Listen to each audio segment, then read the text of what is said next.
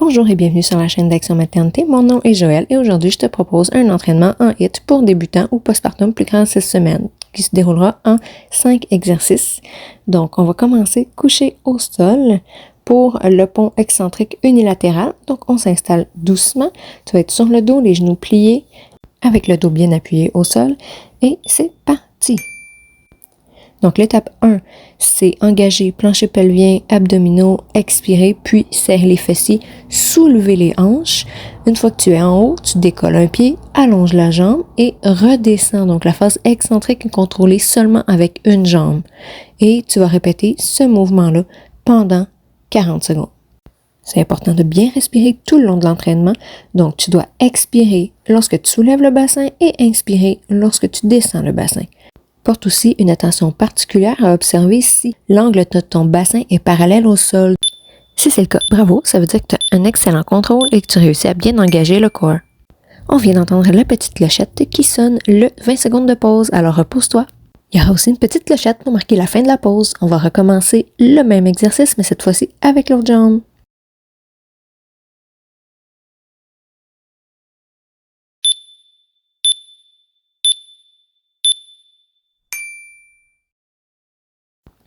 Et on reprend pour un autre 40 secondes. Donc, toujours notre même exercice, mais cette fois-ci sur l'autre jambe. Souviens-toi de bien engager plancher pelvien et abdominaux à l'expiration avant de soulever le bassin. Un exercice comme celui-là ne devrait pas te causer de douleur. Cependant, si tu ressens des douleurs au niveau de ton pubis ou des abdominaux, on peut varier l'exercice à ce moment-là, seulement faire le pont avec les deux jambes au sol en tout temps. Donc, tu soulèves le bassin et tu le redescends en gardant l'espace entre tes pieds et tes genoux à la largeur du bassin.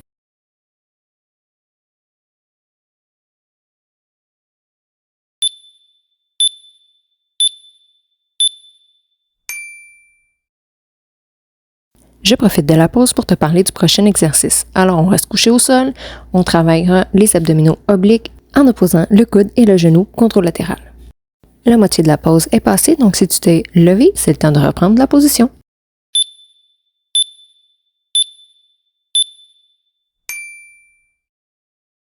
C'est parti pour le deuxième exercice. Au niveau de la respiration, tu veux expirer lorsque tu essaies de rapprocher ton coude et ton genou opposé et tu veux inspirer au retour. Il est aussi important dans cet exercice de contracter tes abdominaux profonds et ton plancher pelvien à l'expiration. Pour ce qui est de la hauteur à laquelle est-ce que tu dois soulever le haut du corps, rappelle-toi que c'est un mouvement combiné de flexion et rotation du tronc, donc tu dois seulement soulever l'épaule du côté que tu travailles jusqu'à ce que l'omoplate complète quitte le sol.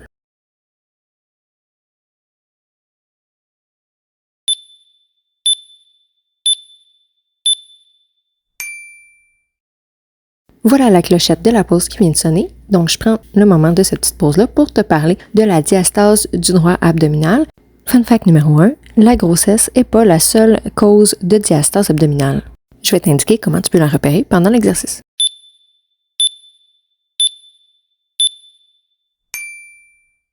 J'aimerais que tu observes ton ventre lorsque tu vas soulever ton épaule. Si ton ventre reste plat et devient dur, à ce moment-là, tu as un beau travail de ton corps abdominal. Cependant, si ton corps fait un dôme comme une petite montagne avec un pointu vis-à-vis ton nombril, à ce moment-là, c'est que tu réussis mal à engager tes abdominaux profonds et ton plancher pelvien. Si c'est ton cas, à ce moment-là, je vais te conseiller de cesser cet exercice-là et tous les autres exercices d'abdominaux, puis d'aller consulter un physiothérapeute ou un autre professionnel de la santé physique. On veut se mettre en forme, mais toujours en sécurité et éviter les blessures.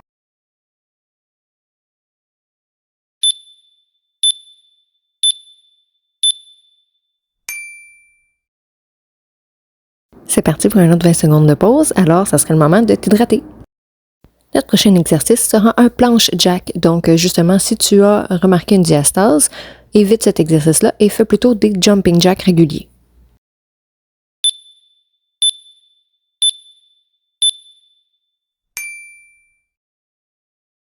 Tu devrais commencer à sentir l'intensité des exercices. Donc, on voit que le planche jack, qu'est-ce que c'est?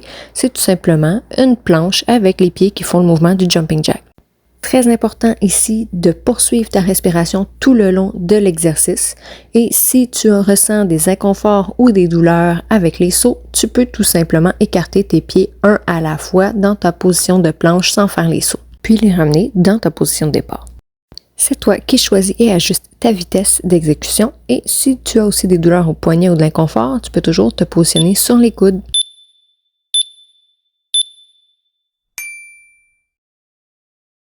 Ouf! Enfin, la pause. Donc, prochain exercice se fera à quatre pattes. C'est un Bird Dog Crunch. Donc, on mixe l'exercice du Bird Dog et du crunch ensemble.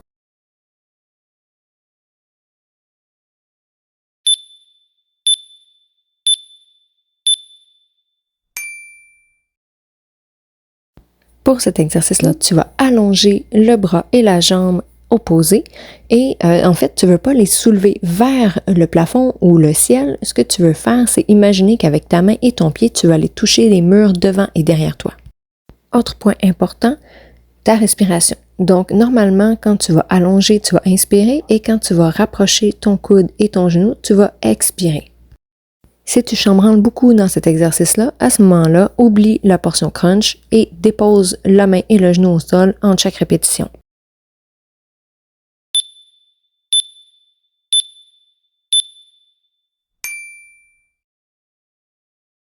Excellent, donc un autre 20 secondes de pause, profite-en pour te reposer, prendre une petite gorgée et te repositionner.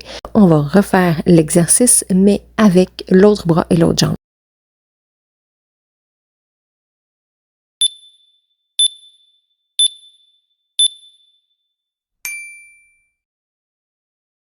La clochette a sonné la fin de la pause, donc on recommence l'exercice. Cette fois-ci, tous les conseils précédents s'appliquent, mais je veux aussi que tu portes une attention particulière à bien engager ton plancher pelvien et tes abdominaux profonds. Ça fait beaucoup, mais avec la pratique, ça va venir automatiquement, toute ta respiration, stabilisation. Donc continue, ça va bien.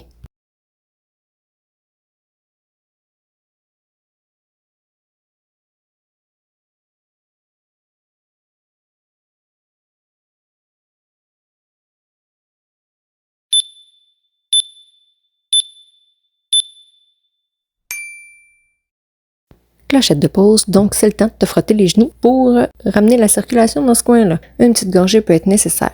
C'est aussi le temps d'aller te chercher quelque chose que tu peux utiliser comme poids. Moi, j'utilise la grosse bouteille d'eau.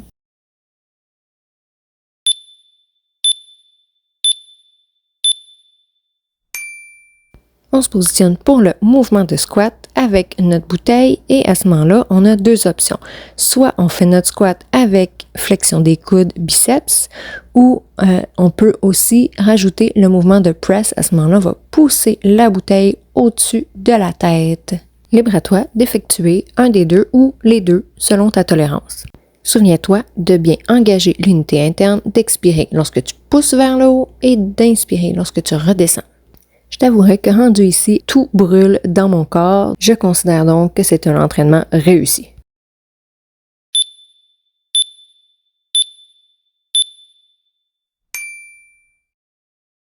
Excellent, on débute maintenant la récupération. Ton corps te dit merci pour le super entraînement.